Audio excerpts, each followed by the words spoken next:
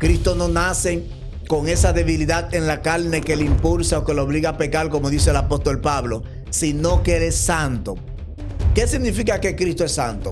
Es que Cristo, la gente no maneja la Biblia, ahora va a manejar Misra, Talmud, va a manejar Guevara, va a manejar Zohar. No, mi pastor, la gente lo que tiene que manejar primero las escrituras.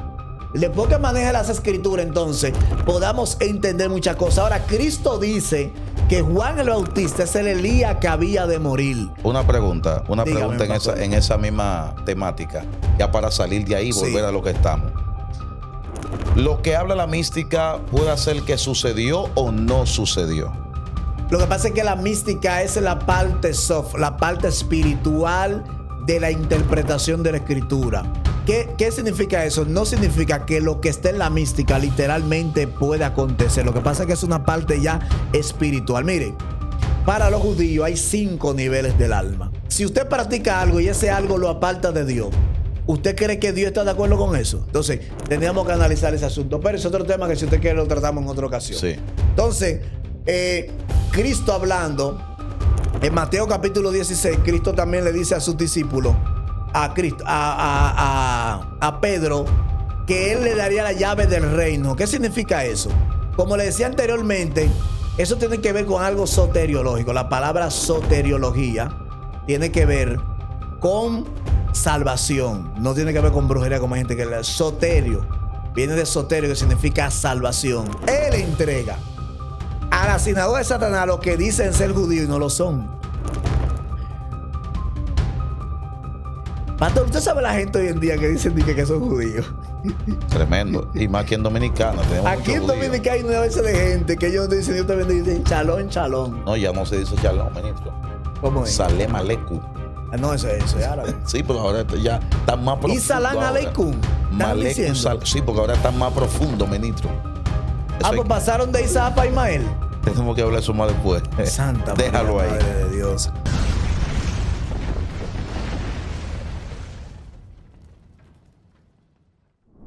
Que la gracia del Dios Todopoderoso te llene hoy, mañana y siempre. Bueno, esto está tremendo, esta serie que sigue en pie.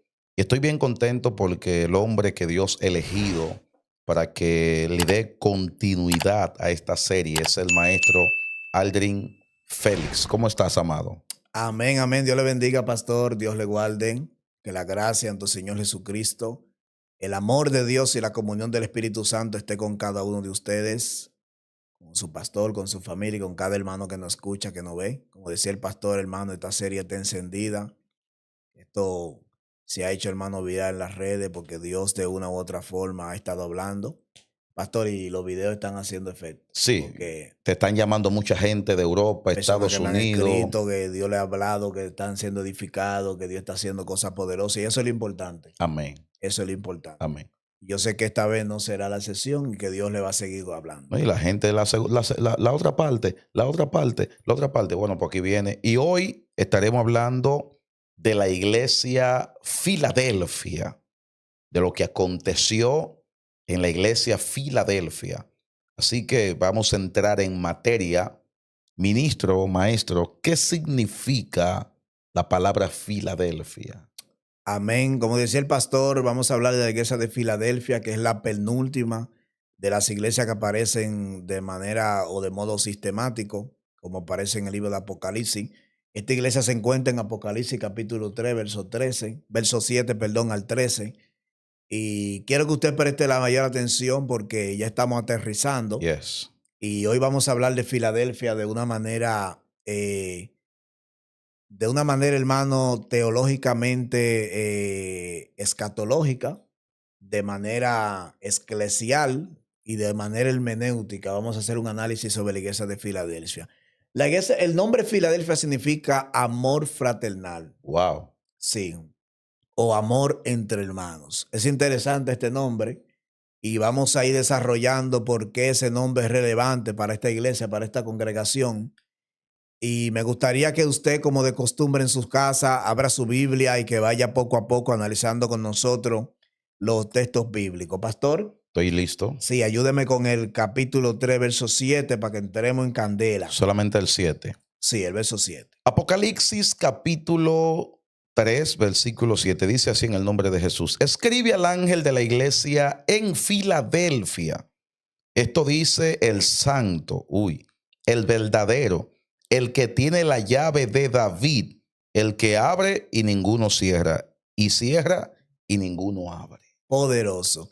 Mira, una de las presentaciones, pastor, que a mí particularmente más me gusta es la iglesia de Filadelfia. Porque Cristo se presenta de una manera que solamente con la presentación de Cristo nosotros duraríamos el estudio entero, solamente desglosando la presentación de Cristo. Porque hay un nivel cristológico, profético, como Cristo se presenta a la iglesia de Filadelfia. Cuando usted lee, como usted ha leído en el verso 7, Cristo se presenta de una manera que nosotros, para entender eso, tenemos que entender el carácter profético, mesiánico y cristológico de Jesús. Recuerden que nosotros creemos que Jesús es el Mesías. Hay gente que no cree eso. La palabra Mesías, que viene del griego Mashiach, ¿verdad? Que significa ungido, que es el mismo texto, el mismo término que se utiliza en griego como Cristo. Por eso Jesús no era cualquier cosa. Jesús era el Cristo, el ungido, el enviado de Dios. Y él se presenta aquí a la iglesia de Filadelfia de una manera en que nosotros podamos entender la identidad de Cristo, como lo hemos hablado anteriormente, no solamente como hijo de Dios ni como Mesías, sino como Dios hecho carne.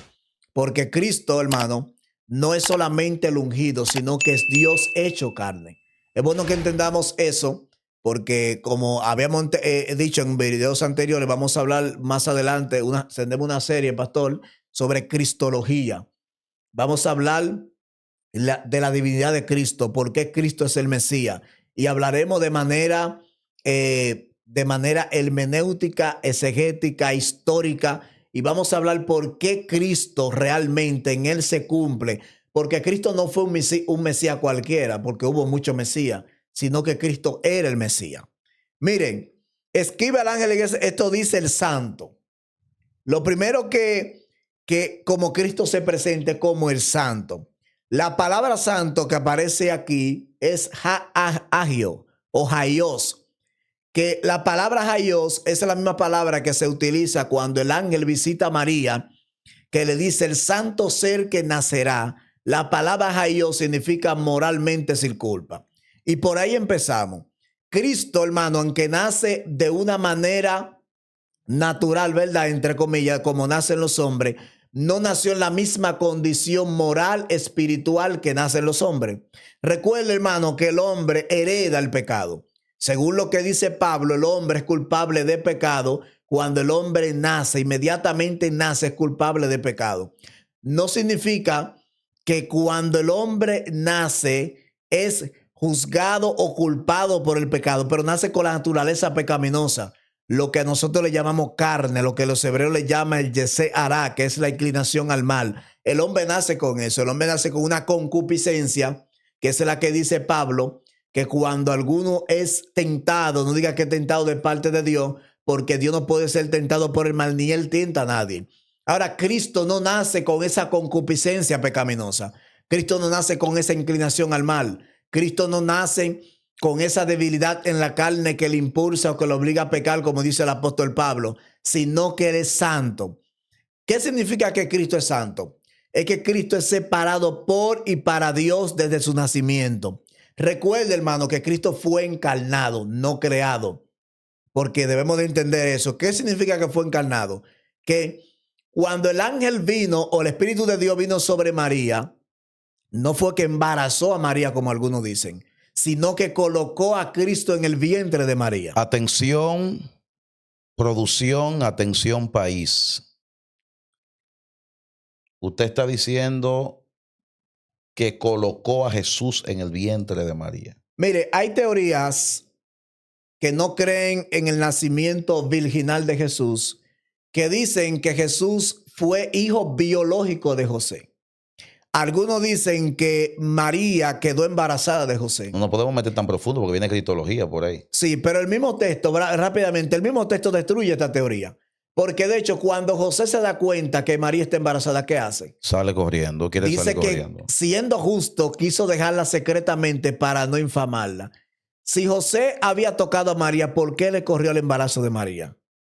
Ya con eso se cayó esa teoría. El mismo texto la destruye. Pero lo que queremos es que en Jesús no hay una intervención de un hombre que colocó un esperma para que el hombre o para que Jesús naciera con esa naturaleza pecaminosa. Por eso es el santo. También le dice el verdadero. Señores, es bueno que entendamos esto porque Cristo a través de las 7 iglesias se ha presentado de diferente manera. Lo vimos en la iglesia de Éfeso como el que camina sobre los 7 candeleros, las 7 estrellas. En la iglesia de Esmirna como el primero y el último, el que estuvo muerto y vivió. Lo vimos como el que tiene los 7 espíritus de Dios, etcétera, etcétera. Pero aquí Cristo le está dando la identidad de su naturaleza. Cristo no solamente está hablando de una manifestación o de una manera teofánica como Él se presenta, o de una manera epifánica como Él se presenta, sino lo que Él es en su esencia. Cristo es santo y es el santo. ¿Sabe qué significa que Él es el santo? Que la santidad de Él no depende de nadie externo, sino que Él es santo en su naturaleza. Él ha sido, es y será santo por los siglos de los siglos, porque Cristo comparte la misma naturaleza del Padre. Y aunque hay gente que no cree en la Trinidad, yo sí creo. Cristo comparte la misma consustancia del Padre. El Padre es santo, Cristo es santo y el Espíritu es santo. El Padre es verdadero, Cristo es verdadero y el Espíritu es verdadera. Wow. El Padre es eterno, Cristo es eterno y el Espíritu es eterno. O sea, no hay atributos que puedan ser inherentes o independientes uno del otro, sino que cada uno comparte la misma naturaleza en su esencia. Están en el mismo nivel, la misma santidad, la misma gloria, el mismo poder. Exacto. Entonces nosotros debemos de entender eso, porque cuando nosotros entendamos ese asunto, vamos a entender la naturaleza de Cristo.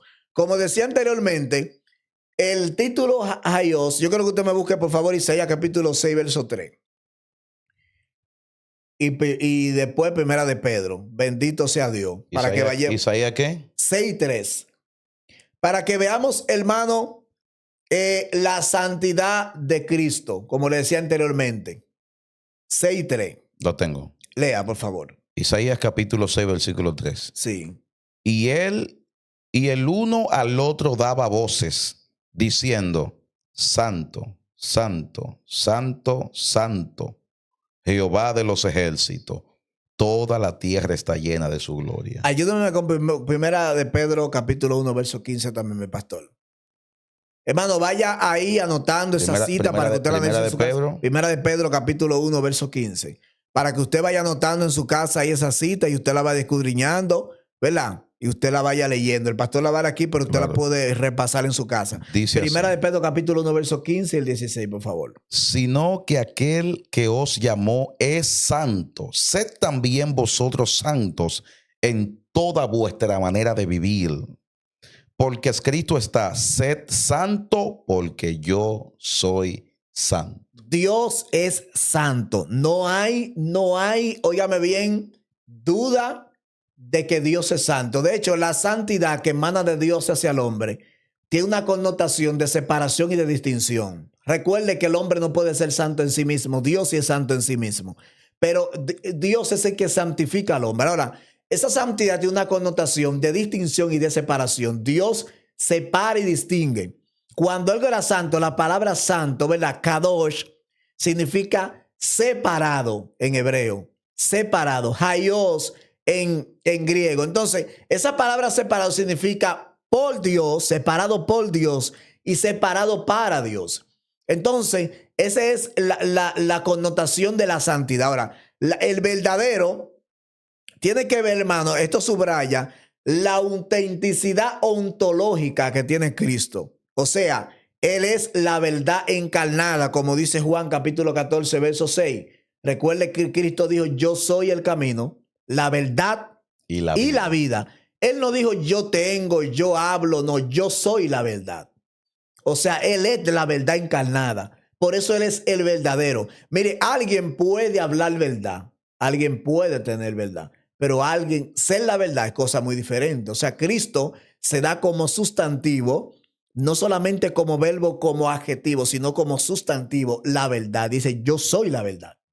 Eso significa que en Él no hay sombra de variación, en Él no hay mentira, en Él no hay engaño, mi pastor, y en Él no hay ningún tipo de cuestiones que puedan poner en duda, porque primero, óigame bien, para ser santo hay que ser verdadero. Yes. No hay santidad sin verdad.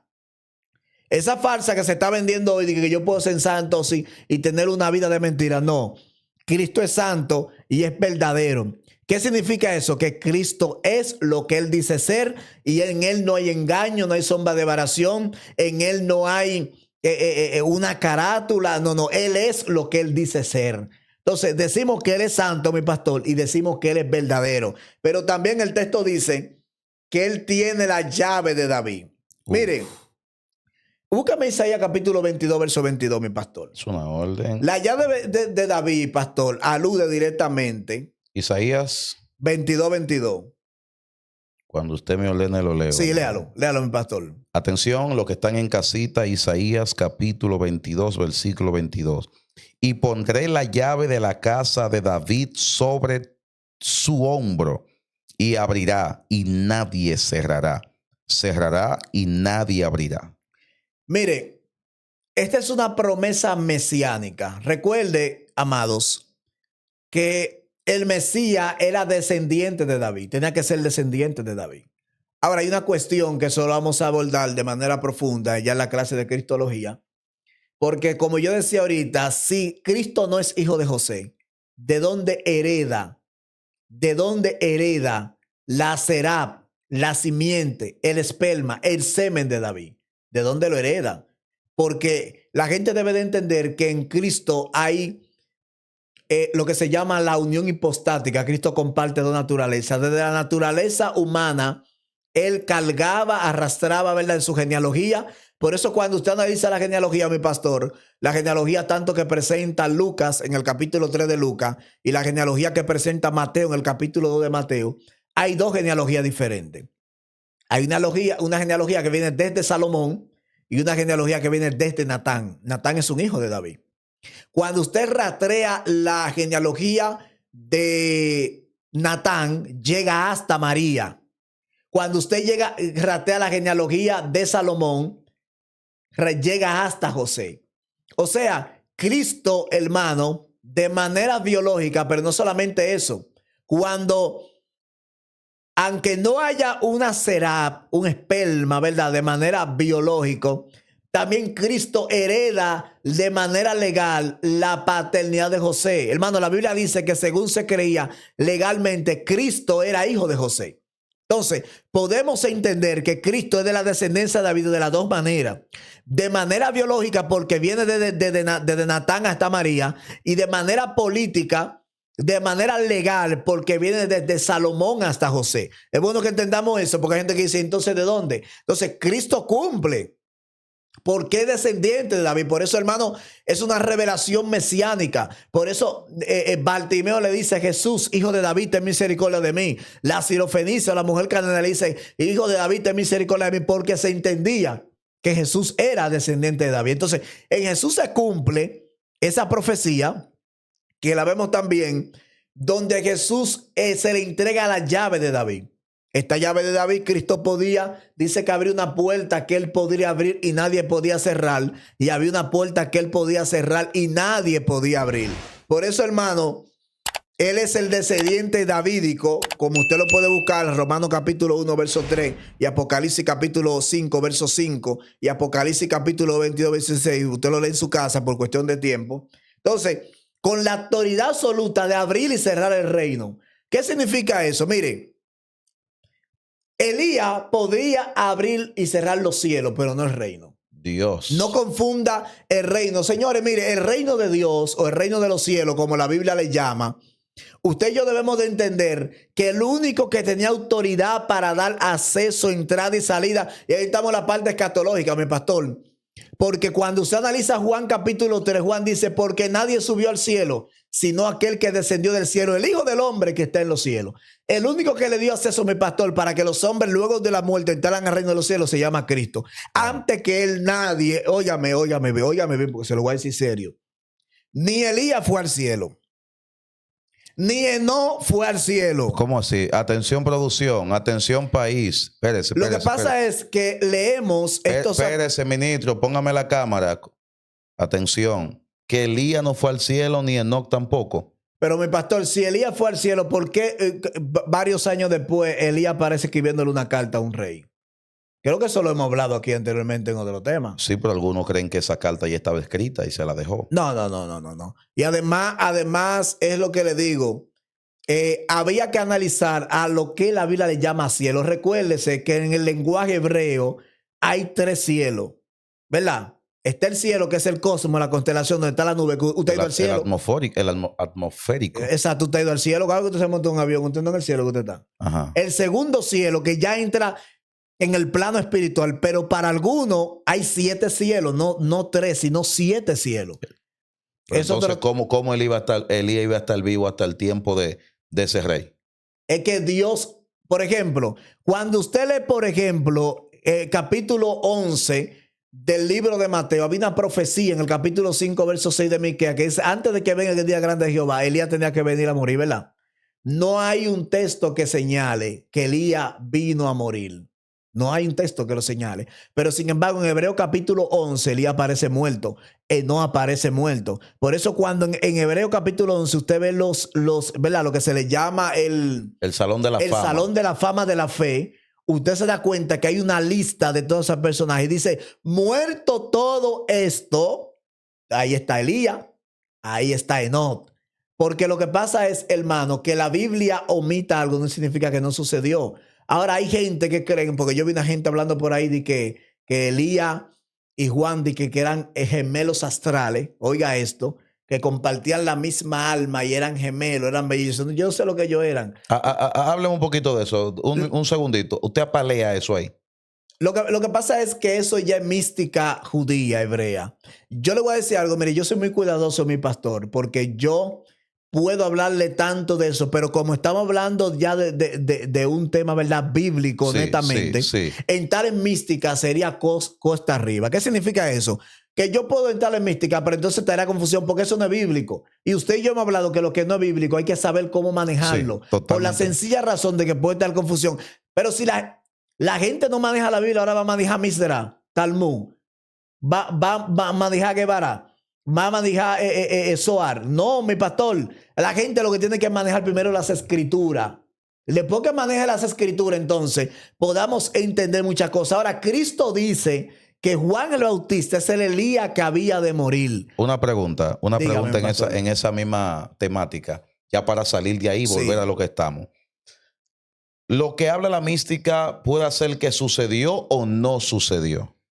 Lo que pasa es que la mística es la parte soft, la parte espiritual de la interpretación de la escritura. ¿Qué significa eso? No significa que lo que está en la mística literalmente puede acontecer. Lo que pasa es que es una parte ya espiritual. Mire, para los judíos hay 5 niveles del alma. Y usted lo ha escuchado eso bastante. El alma se va elevando y va entrando en dimensiones espirituales y va experimentando cosas.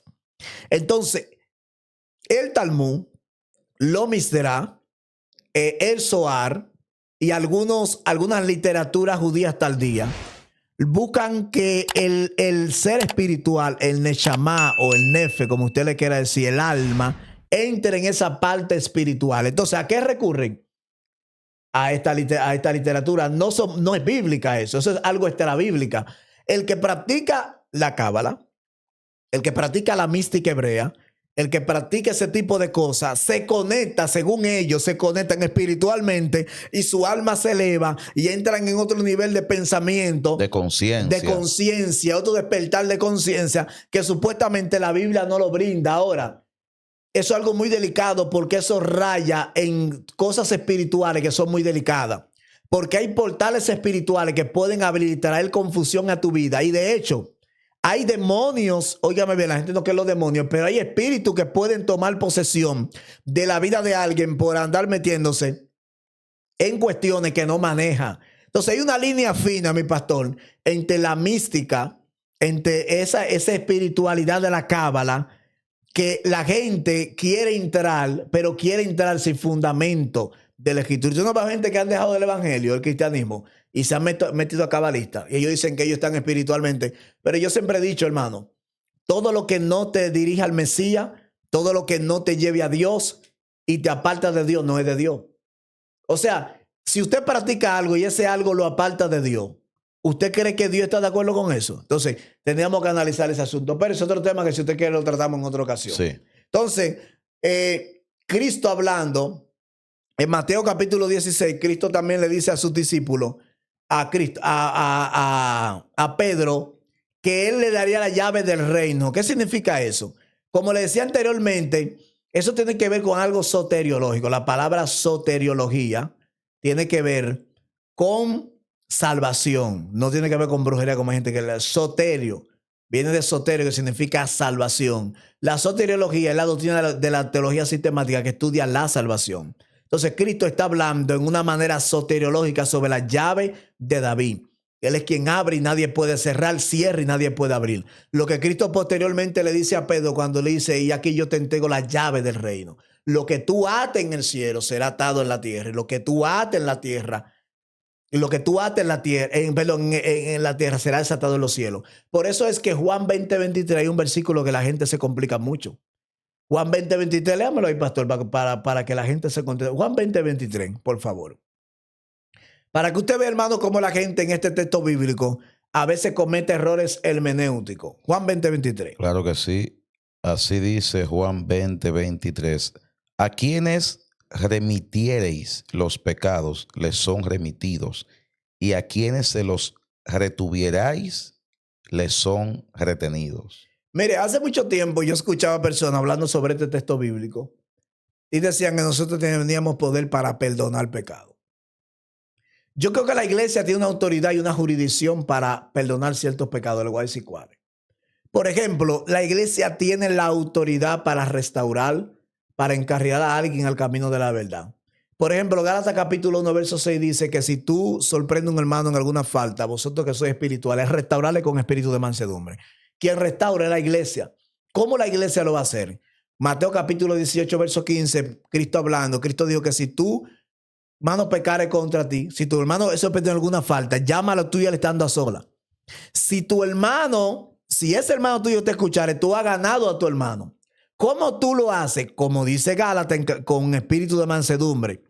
Dice el mismo capítulo 5, verso 10 y al verso 20 de Santiago, que el que hace volver un pecador del error ha salvado un alma de la muerte y ha cubierto multitud de pecados. Oiga lo que estamos hablando ahí. Santiago dice cómo la iglesia cubre multitud de pecados. Cuando hace volver un pecador del error, ¿cómo lo hace volver? Cuando tú ves a alguien cometer falta, lo llamas y lo restaura con espíritu de mansedumbre. No es que si yo le digo a usted que pastor, sus pecados no son perdonados, que yo perdono. Ahora hay dos tipos de pecados. Hay un pecado que se comete contra y hay un pecado que yo cometo contra usted. El pecado que yo cometo contra usted, yo no puedo ir ante Dios para que me perdone. Yo tengo que ir donde usted para que usted me pedirle perdón a usted. Pero el pecado que yo cometo contra Dios, yo no puedo ir donde usted para que usted me lo perdone, mi pastor. Porque la Biblia dice, confesad vuestra falta los unos a los otros y orad los unos por los otros para que seáis sanados. Santiago capítulo 5. Porque la oración eficaz del justo puede mucho. Cuando usted y yo entramos a ese nivel y entendemos que hay personas que usted y yo podemos restaurarlo, levantarlo, que usted y yo, hermano, tenemos la autoridad de encaminarlo. Porque ¿a quién se le entregó el ministerio de la reconciliación? A la iglesia. A la iglesia. La iglesia que tiene el poder, hermano, para que la persona entre al reino de Dios, porque tienen el ministerio de la reconciliación, la predicación del evangelio. Y esa predicación del evangelio es lo que abre la puerta. La puerta se llama Cristo, pero el que guía la puerta se llama la iglesia de Jesucristo, que tiene al Espíritu Santo y que ese Espíritu de Dios lo va a ello ayudar para que el hombre sea guiado a toda verdad y a toda justicia. Señores, a los ángeles no se les permitió predicar el evangelio, a la iglesia sí. El mensaje de reconciliación entre Dios y los hombres se le entregó a la iglesia y por eso la iglesia tiene ese poder. Ahora, Cristo le dice a Pedro que la puerta del infierno no prevalecerá en contra de la iglesia, porque déjeme decirle algo, no existe poder ni diabólico, ni satánico, ni humano que pueda tener la iglesia, porque la iglesia tiene toda la autoridad. Pero continuamos, mi pastor, que estamos hablando. Léame el verso 8, por favor.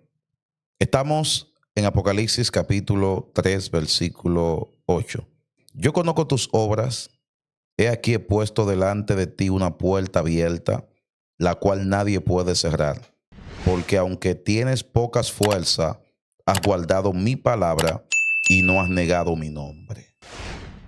Mire, hay una puerta, como decía anteriormente, que nadie puede cerrar. Eso tiene que ver con la providencia de Dios. ¿Qué significa la providencia de Dios? Dios, para su pueblo, tiene bendiciones espirituales que se manifiestan de manera secular, de manera terrenal. Eso tiene que ver, hermano, que la bendición, como yo hablaba en estos días, hay dos términos, mi pastor, que se utilizan en la Biblia para bendición. La palabra veraca, que es la raíz de la palabra barak, que significa bendecir, y veraca significa tener el favor de Dios activo. Esa bendición repercute de tal manera que no solamente te bendice espiritualmente, sino también te bendice terrenalmente.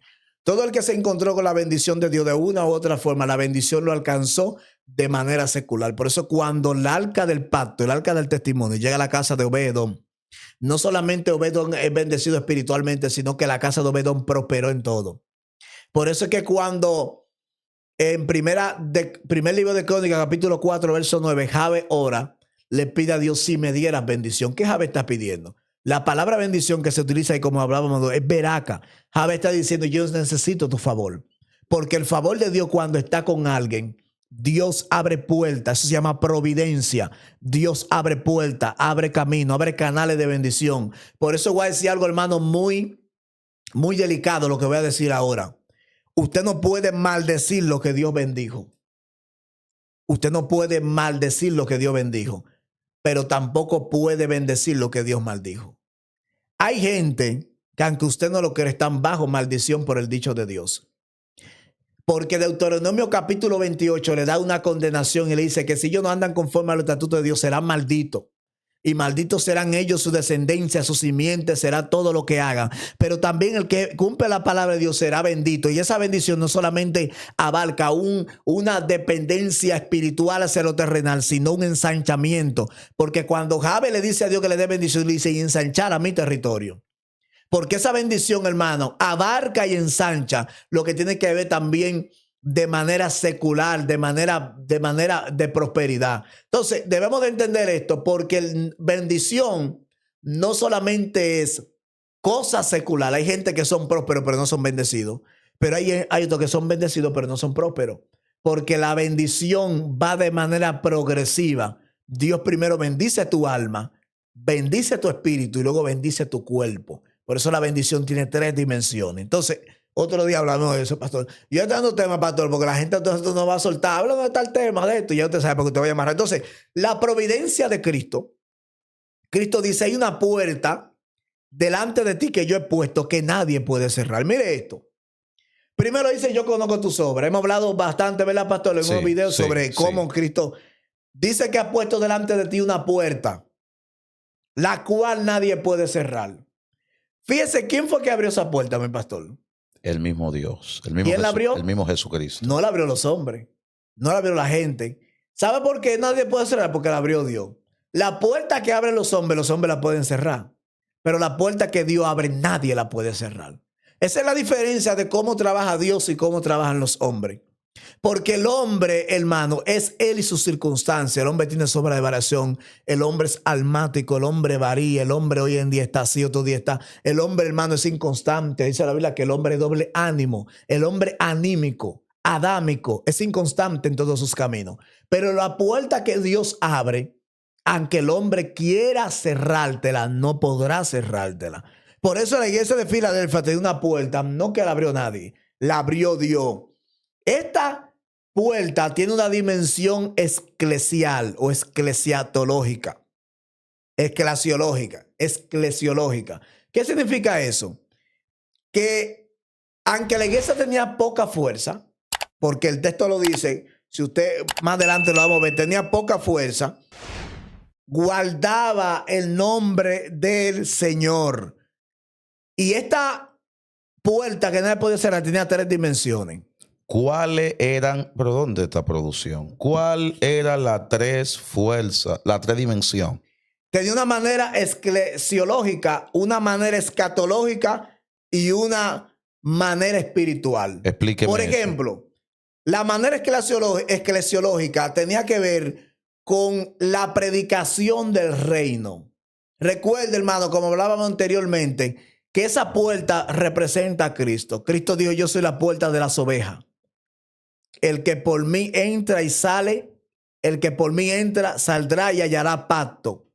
Pero también tiene que ver con la predicación. Búsqueme ahí, por favor, Primera de Juan, capítulo 2, verso 3 al 5. Primera de Juan, ¿qué? Primera de Juan, capítulo 2, del 3 al 5. Para que vayamos entendiendo. Cuando usted me ordene lo leo. Sí, dele para allá. Pero el que guarda su palabra en este, pero el que guarda su palabra en este verdaderamente el amor de Dios se ha perfeccionado. Por esto sabemos que estamos en él. Hasta el 5. Es el 5. Mire, pero el que guarda su palabra,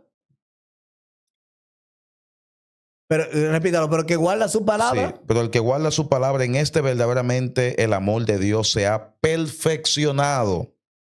Por Sí. esto sabemos que estamos en él. Y él es el verdadero. Entonces, fíjese cómo la iglesia de Filadelfia, que el Señor le dice, mire lo que dice el verso, porque aunque tiene poca fuerza, ha guardado mi Mandamiento, mis palabras. mi palabra. Y el texto de Juan dice que el que guarda su palabra, entonces sabemos que Dios está en él. Porque, hermano, mire, el éxito de una iglesia, de un creyente, mi pastor, es que guarde la palabra de Dios. Y vamos a ver más adelante cómo Cristo dice que el que guarda la palabra de su paciencia, vamos para allá, que esa es la manera escatológica, queremos tocar un poquito sobre eso. Entonces, la palabra de Dios, por ejemplo, Mateo capítulo 7, verso 24 dice, cualquiera que escucha mi palabra y las hace, le comparará a un hombre prudente que edificó su casa sobre la roca. Vinieron ríos, lluvias y viento. Fíjese que dice que la iglesia de Filadelfia, aunque tenía poca fuerza, había guardado la palabra.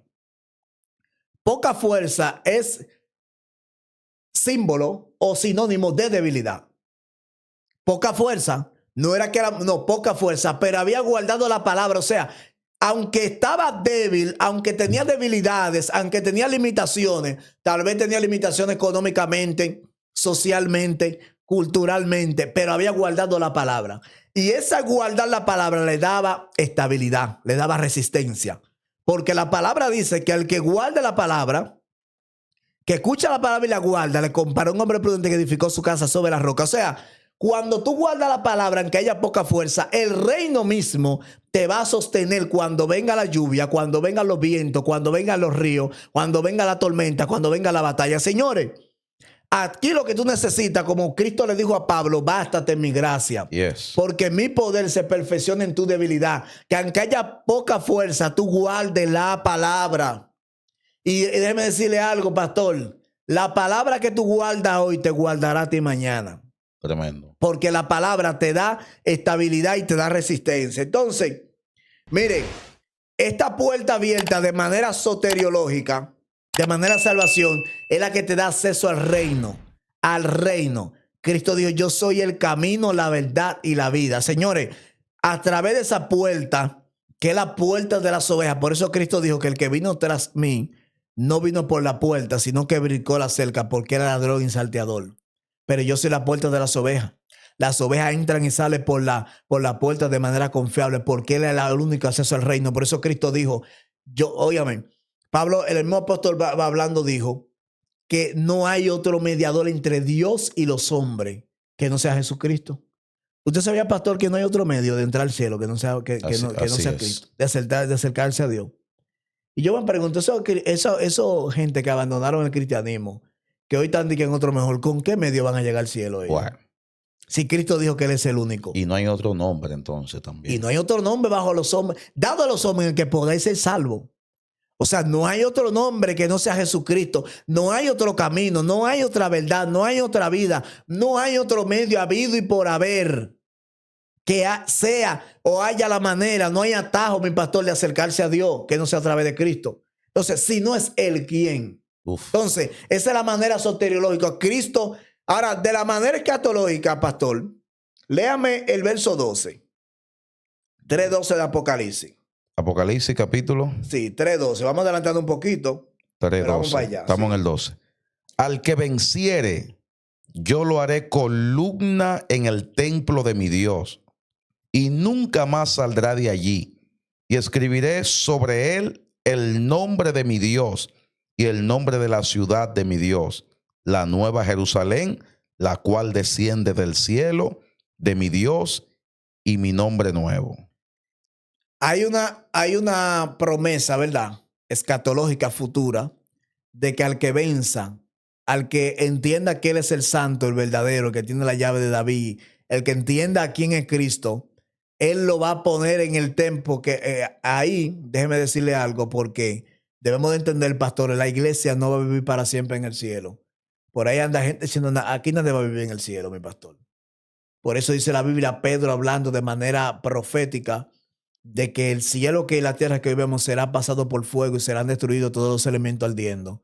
Y que luego de que la tierra sea purificada, Juan dice, vi yo Descender del cielo una ciudad como novia ataviada, lista para su novio, una nueva Jerusalén, cielo nuevo y tierra nueva.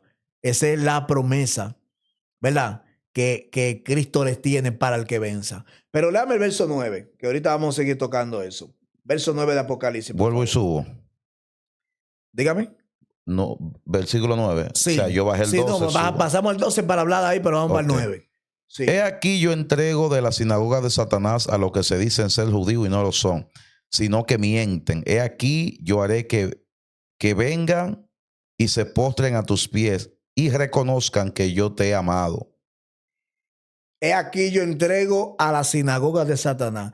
Fíjese que en iglesias anteriores habíamos tocado de que Cristo le había llamado sinagoga de Satanás.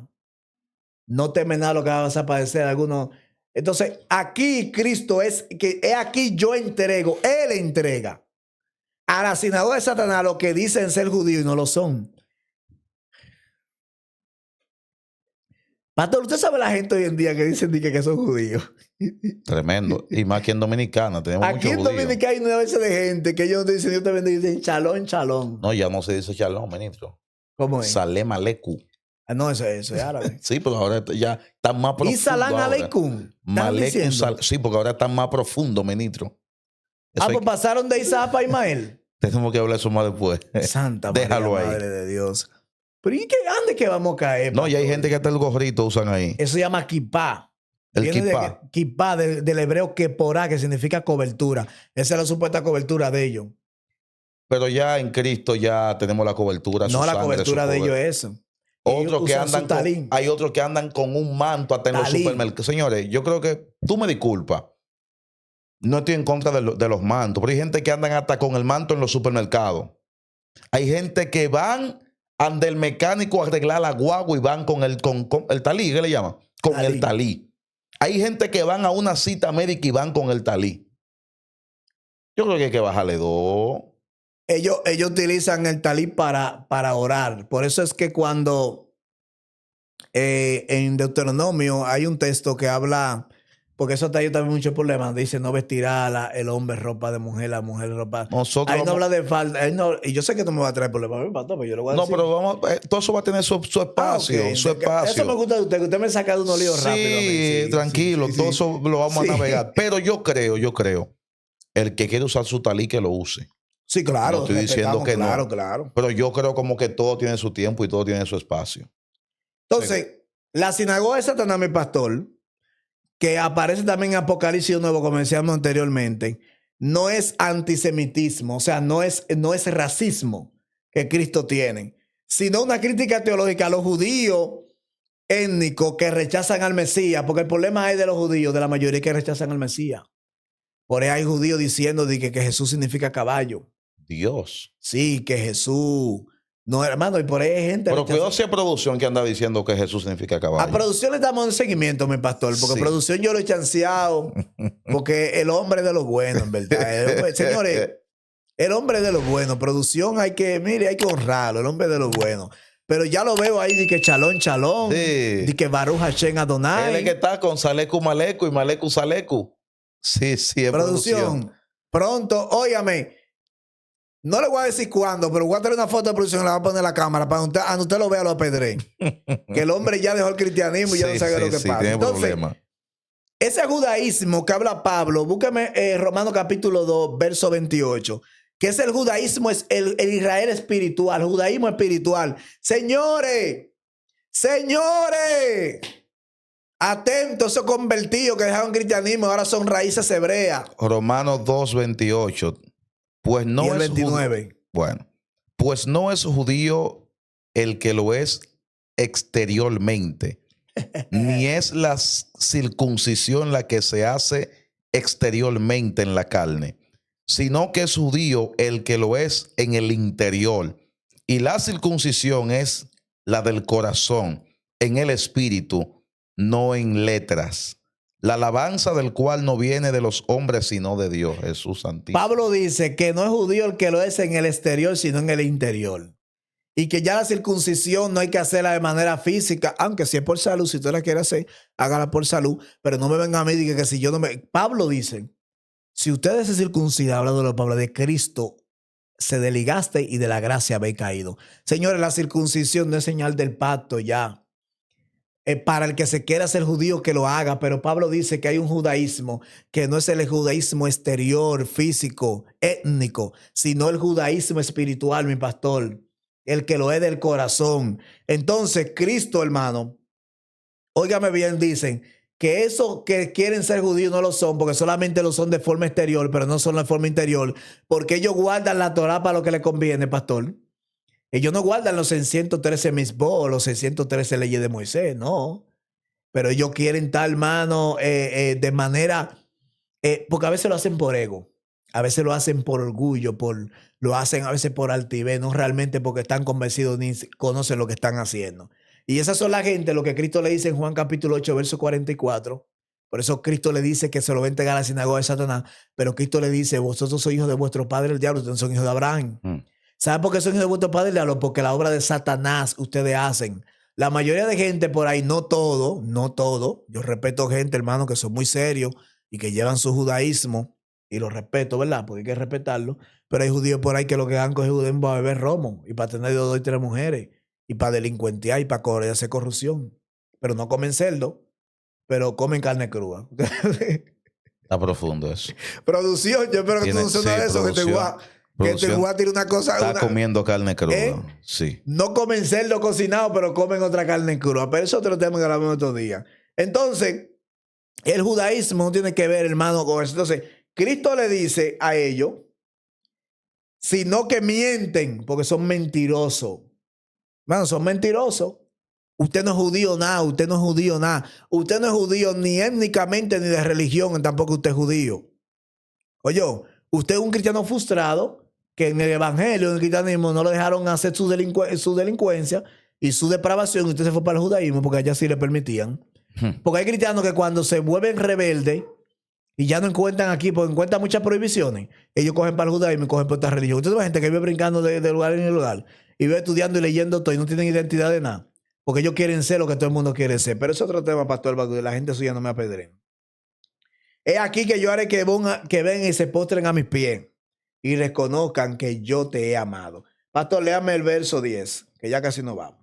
Por cuanto has guardado la palabra de mi paciencia, yo también te guardaré de la hora de la prueba que ha de venir sobre el mundo entero para probar a los que moran sobre la tierra. Bien, mire, aquí estamos en el área escatológica. Hay mucha gente, yo respeto la postura de cada cual, mi pastor. Hay gente que son pre, mid y post-tribulacionistas. ¿Qué usted es, pastor? Yo creo que la iglesia no pasará por la gran tribulación. Ok. Yo bendiga al pastor de Javier. El pastor de Javier no cree que la iglesia va a pagar. No. Productor, ¿qué tú crees? Producción no sabe en qué pie está parado. Productor, ¿qué tú crees? Producción cree que está viviendo la tribulación. ¿La iglesia pasa o no pasa la gran tribulación? Oye, dije que él está viviendo la gran tribulación, pero está viviendo ahora, pero esto es parte del alma. ¿Qué es lo que dice este hombre? ¿Qué es lo que dice este hombre? Que él está viviendo la gran tribulación. Producción la está viviendo ya, ministro. Bien, por cuanto ha guardado la palabra de mi paciencia. ¿Y usted qué usted cree? Porque ahora vamos a preguntarle a usted. Yo creo que la iglesia pasa la gran tribulación. ¿Usted cree que sí? Sí, yo creo que la iglesia pasa la gran tribulación. De hecho, hay más evidencias bíblicas que señalan que la iglesia pasará por la gran tribulación que no pasará. Ahora, yo lo dice algo a usted. Yo respeto Dígame. también su posición. Sí, claro, claro. Y respeto la de producción que dice que está pasando la gran Sí, tribulación. no, porque él la está pasando. La palabra de mi paciencia se refiere a perseverar la fe durante la tribulación. Antes de seguir, atención. ¿Cuál es mi cámara? ¿Cuál es mi cámara? Ok, atención. Sí. Yo quiero abrir un paréntesis. Usted ve que yo quizás tengo un concepto de algo y quizás el maestro tenga un concepto de algo. No significa que somos enemigos y que dejamos de hablar. Estamos compartiendo aquí como hermanos en Cristo. Aún los teólogos viven discutiendo y peleando y al final terminan bebiéndose un vaso de jugo juntos.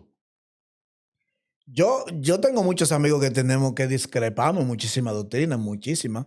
Y somos amigos. Señores, hay que ser maduro para uno llevar lo personal a lo espiritual. Que usted y yo tengamos una diferente interpretación sobre algo no significa que usted y yo somos enemigos, que nos vamos a matar apuñalados donde nos veamos.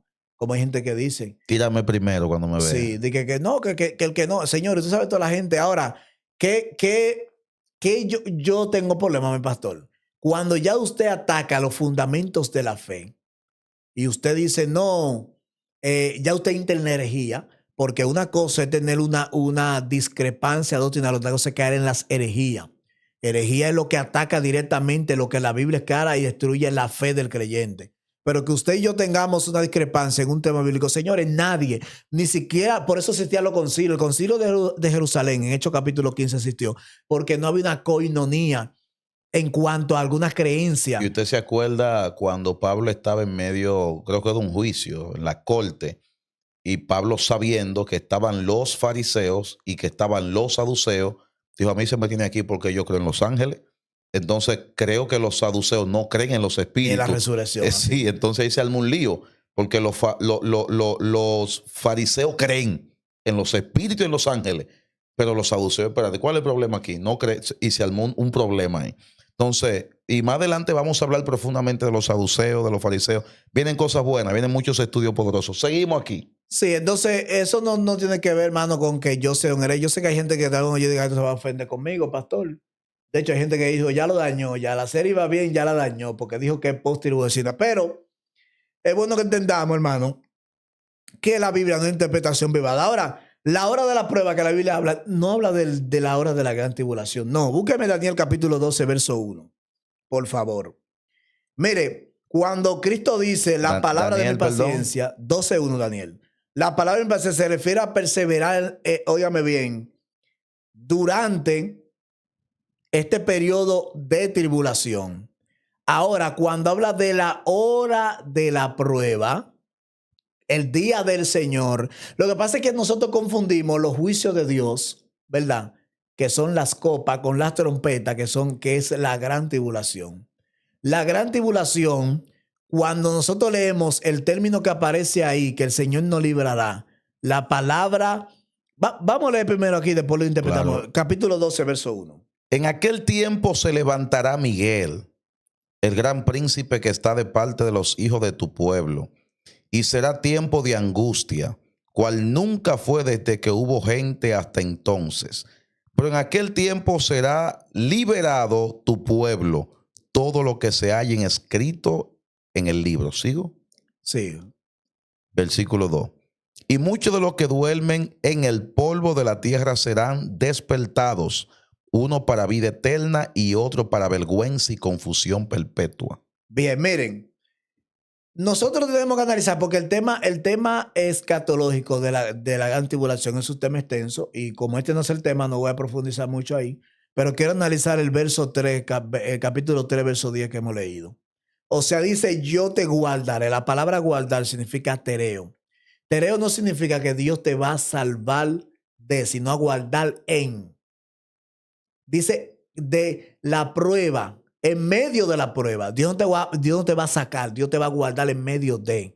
Por eso debemos de entender, hermano, que Dios, hermano, nunca sacó por ejemplo, cuando Dios envió la plaga a Egipto, ¿dónde estaba el pueblo? ¿Estaba afuera o estaba adentro? Estaba en Gosén, adentro. Ok. Cuando Dios envía en el capítulo 7 de Ezequiel, el capítulo 9, que habla la muerte de los culpables. ¿Dónde estaba? Primero envió al escribano para que marque a los que gemían y clamaban. Y después envió a los 4 verdugos. El pueblo estaba ahí. O sea, señores, Dios no libra a Daniel del foso de los leones. Libra a Daniel, ¿dónde? En medio del foso de los leones. Dios no libra del horno de fuego. ¿De qué Dios libra? Del horno del fuego. Entonces, la palabra tereo que aparece aquí no significa, como dice el texto, miren, yo te guardaré de la hora de la prueba que ha de venir sobre el mundo entero para probar a los que moran en la tierra. Debemos de entender que ese guardar es que Dios te va a proteger como Dios ha protegido. Yo le voy a hacer una pregunta a lo que la gente dice. Es que Dios no es tan injusto para ponerme a mí sufrir después que yo me he guardado. Señores, ¿quién aquí fue más santo que los apóstoles? ¿Quién ha pagado más el precio que los apóstoles? ¿Y los apóstoles de qué manera murieron, mi pastor? El único que murió de manera natural fue Juan. Pero por eso no fue prescindido. Pero antes de ella lo habían masacrado, un caldero lleno de aceite. Pasó su... Y nosotros somos mejor que esa gente. No, hermano. Lo que pasa es que Dios va a darle una fuerza para guardar a su iglesia. Pero eso lo vamos a hablar más adelante cuando hablemos del tema de escatología, que yo sé que usted quiere que usted y yo hablemos. Entonces, como decía anteriormente, hermano, hay varias interpretaciones de ese texto, que están los pretribulacionistas que creen en el rapto secreto, que eso no es bíblico, rapto secreto. No hay un texto que diga que hay una forma secreta. De hecho, el mismo Apocalipsis, capítulo 1, verso 7, dice que todo ojo verá a Cristo cuando venga. Y cuando Cristo se va ascendiendo al cielo, le dice, varones de Galileo que estáis mirando, aquel Jesús, así mismo como asciende al cielo, así mismo descenderá, que todo el mundo lo va a ver. De hecho, Pablo dice, porque no vendrá hablando Pero sobre... usted está hablando cuando él venga a buscar a su pueblo ahora. Sí, claro. De hecho, Pablo dice, ¿usted cree que la gran tribulación empieza con el anticristo? Porque Pablo dice, no vendrá el anticristo, el Señor, sin que antes se manifieste el hombre de pecado, el hijo de perdición, el inicuo. O sea, Cristo no vendrá sin que antes se manifieste el anticristo. Por eso Mateo capítulo 24 dice que después de la tribulación de aquellos días, el sol se convertirá en sangre y entonces aparecerá la señal del Hijo del Hombre. Dice que después de la tribulación que aparecerá la señal del Hijo del Hombre. Lo que pasa es que la gente ha dividido. Y es bueno que lo que usted leyó en Daniel, porque Daniel habla de una resurrección. ¿Cuántas resurrecciones hay? Dice que los muertos... ¿Usted tiene todavía el texto de Daniel ahí? Claro. ¿Lo quitó? Léamelo del verso 2 nuevamente. Daniel. El capítulo 12, el verso 2. El que usted leyó de la resurrección. Ok, ahí vamos. Y muchos de los que duermen en el polvo de la tierra serán despertados, uno para vida eterna y otro para vergüenza y confusión perpetua. Ok, esos que serán despertados para la vida eterna, ¿en qué resurrección será? Si Pablo dice en primera carta a los Corintios, capítulo 4, cuando la final trompeta suene, que Pablo dice la séptima trompeta, hablando de la resurrección, primera de Corintios, capítulo 15. Cuando Pablo habla de la resurrección, Pablo dice que el Señor mismo, con voz de mando, con voz de arcángel, con trompeta, descenderá del cielo. Señores, vamos a leer el texto, porque el texto dice que Cristo descenderá del cielo y los muertos sequitos resucitarán primero. ¿Qué resurrección es esa? Hay otra resurrección aparte, porque Daniel dice... 600 años atrás lo había escrito ya. Daniel dice que hay una resurrección también, y Pablo dice en primera carta a los Corintios, capítulo 15, que hay una resurrección. ¿Cuántas resurrecciones hay? Porque entonces la gente dice, no, hay un rapto secreto y después, no, hermano. No caigamos en el error de creer que Cristo viene secreto y después viene visible. No. De hecho, cuando usted lee 1 Tesalonicenses capítulo 4, habla de la venida del Señor. Por eso Pablo dijo, amado, con respecto a la venida del Señor, a nuestra reunión con Él. Por eso Hebreo 10:27 dice, porque el Señor aparecerá por segunda vez. Asimismo, el Señor aparecerá por segunda vez sin relación con el pecado para saber lo que le espera. ¿Cuándo aparecerá por segunda vez? Es la segunda venida de Cristo para salvar a quien a lo que le esperan. No existe un rapto secreto. No existe de que la iglesia se fue. Y cuando la Biblia habla de ladrón en la noche, lo leímos en un estudio anterior, que ladrón en la noche es para los que están en tiniebla. Y explicamos, si usted no lo ha visto, vea el video anterior para que usted lo vea. Explicamos qué significa como ladrón en la noche. Es para los que están en tiniebla, para los que no son de Cristo. Pero para la iglesia, Cristo no viene como ladrón en la noche.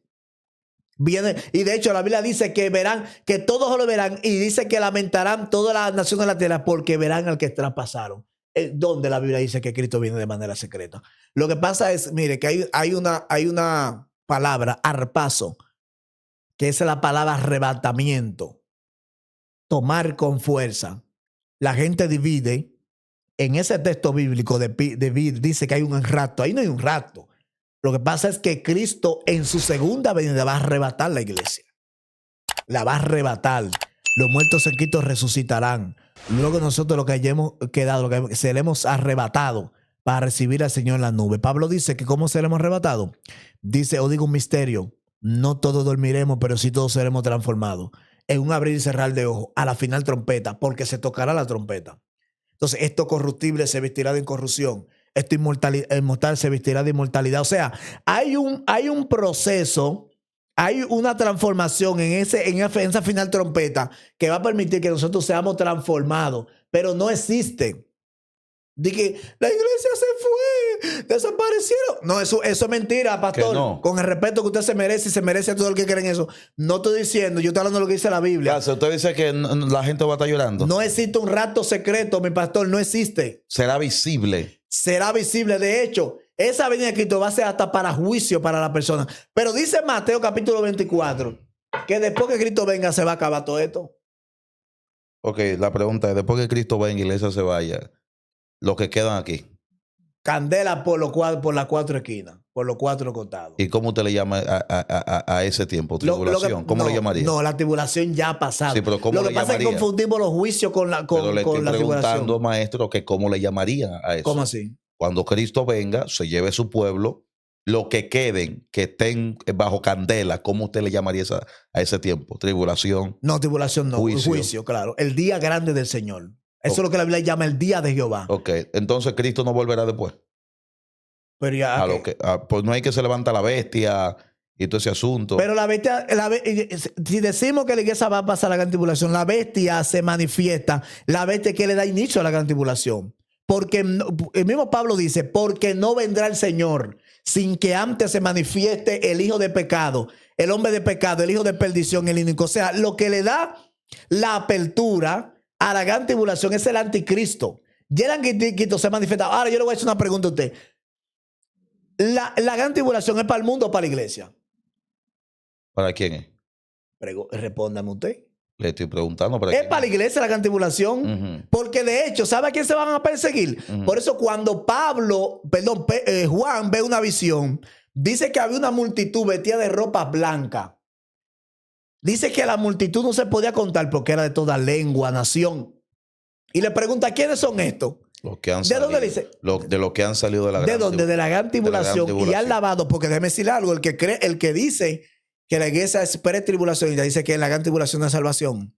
Dice que en la gran tribulación nadie se va a salvar. Entonces, ¿por qué Juan dice que lo que él vio de diferentes lenguas, naciones, tribus, que vestido con palmas en la mano y vestido de blanco, dice que estos han salido de la gran tribulación y han lavado su ropa en la sangre del cordero y se han emblanquecido? Ok, la pregunta es la siguiente. Ya estamos culminando, ¿eh? Se fue la iglesia. Sí. Que hay que ver esto con cucharita. Y las preguntas. Sí, porque es un tema muy. Y vamos a hacerle rápido. Y la pregunta que usted tenga, yo se la voy a hacer. Se fue la iglesia. Los que se quedaron aquí, ¿qué pasa con ellos? Sobre ellos van a caer las 7 copas de la ira del Señor. Y el que diga, no, voy a esperar en Dios, voy a aguantar. De hecho, ahí no, porque de hecho dice la Biblia que buscarán la muerte y no la hallarán hasta que se haya. Porque déjeme decirle algo, mire, ese es el juicio de Dios, juicio. Ya el Señor le ha dado oportunidad a la humanidad para que se arrepienta. Después que la iglesia se vaya al cielo, ya no hay manera, habido y por haber, porque vienen los juicios. Pero usted está tumbándole un santo a mucha gente de la mente, porque hay mucha gente que dicen que cuando Cristo venga y su iglesia haya sido arrebatada, que el mundo se quede, o sea, el que iba manejando, que 3 gente atrás. Sí, de que se los quedó la ropa y yo qué sé yo el qué. piloto que iba manejando, que era cristiano, voló al cielo. No, mira, hay una se arma Sí. un caos. Eso es lo que muchos los que están ahí escuchado. Ahora bien, Cristo se fue, se levanta la bestia y gobierna los 7 años, etcétera, etcétera. Los que no se dejaron sellar en esa temporada, cuando Cristo vuelva en la segunda venida, y etcétera, etcétera. ¿Y cuántas venidas son? 4. Es lo que muchos están explicando. La primera, él vino, ¿verdad? Vino, murió. El rato, otra, ¿verdad? La segunda es otra, que viene siendo la tercera, porque si el rato es una, tercera. Entonces, hay una cuarta que él viene también de que a matar a todo el mundo y a pisar. La guerra, yo tengo que hablar acerca de eso. Te digo a ti que hay que escuchar cosas. Miren, hay una pregunta, hay una película que salió hace varios años que se llamaba Dejados Atrás, que usted seguro le llegó a ver, una película muy vieja. Que eso tomó, porque mire, la doctrina del rapto la inventó Edward Irving, Margaret MacDonald y la Kunza. Esos señores, Margaret MacDonald tuvo un sueño donde ella vio eso y este hombre tomó para formar un libro que se llamaba Él viene en las nubes con gloria y majestad. Un hombre que era un jesuita católico agarró y escribió este libro.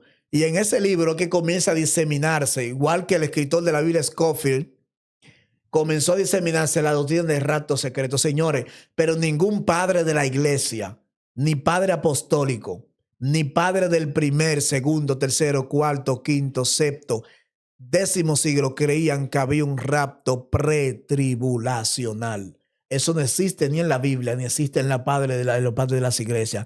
Eso es una doctrina que viene del siglo XVIII, XIX, donde eso se ha diseminado. La iglesia unánimemente pensaba que la iglesia pasaría por la gran tribulación. Ahora, no confundamos la gran tribulación con los juicios. Ahí es que está la confusión. No confunda los juicios, porque la iglesia no va a estar en el juicio, porque la iglesia será librada, pero la iglesia va a pasar y de hecho va a haber anticristo y va a ser, porque la gran tribulación es para la iglesia, no para el mundo. Ahora los juicios son para el mundo. Bueno, seguimos aquí. Ya estamos terminando. Estamos en el Hay gente, 13. pastor, que ya... bueno. Estamos en el 13, ¿no? El versículo 13 ya. Sí. Finalizando. El que tiene oído, oiga lo que el Espíritu dice a la iglesia. El verso 11, léamelo. Y 12, y ahí concluimos. El 12 ya lo leímos ahorita. He aquí, el 11, he aquí yo vengo pronto, retén lo que tiene para que ninguno tome tu corona. ¿De qué corona se está hablando? Una corona. Mira, pronto, la palabra pronto no enfatiza tiempo, sino inminencia. No significa que Cristo, porque la gente dice de que pronto, señores, les voy a decir algo a ustedes. Porque la gente dice de que no, Cristo puede venir en cualquier minuto. Hay cosas que deben de cumplirse que todavía están en la Escritura. Y ahora déjeme decirle algo. No solamente la vida de Cristo, la gente se puede morir en cualquier momento. Que eso sí bien puede llegar pronto.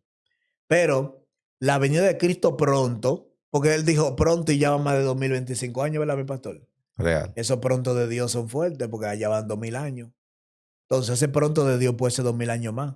Pablo pensaba que Cristo venía en su época, por eso Pablo dijo nosotros lo que también. ¿Eh? Por eso ahorita también.